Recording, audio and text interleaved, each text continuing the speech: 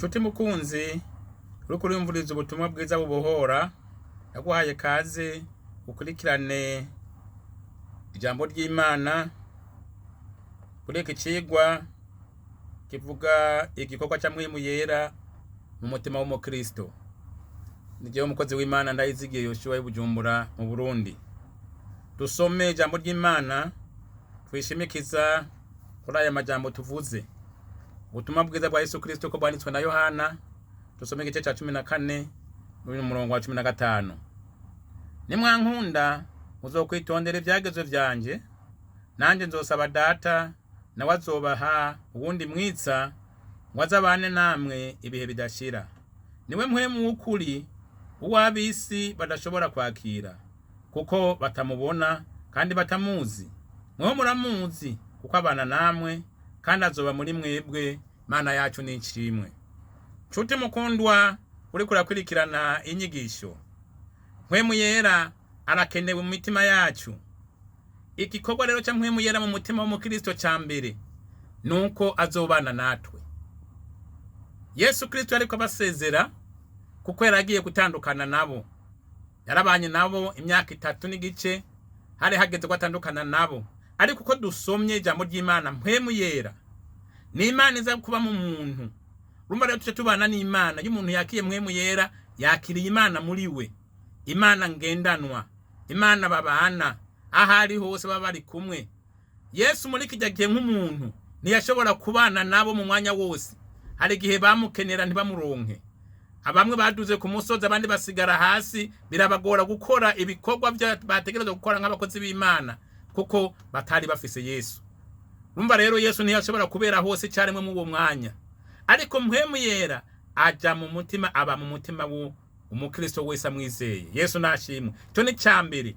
Ikindi dusoma mu cete Paulo yandikiye Abaroma igice c'8 ku murongo wa 16 wa 17 ko uyo Mpwemu aca twemeza ko tubaye abanyamuryango ba Kristo, tubaye abavuke twese, ko tubaye abana b'Imana. Rero aratwemeza akakuraho ibinziginzigi no gukekeranya, mbega turabana b'Imana cyanke.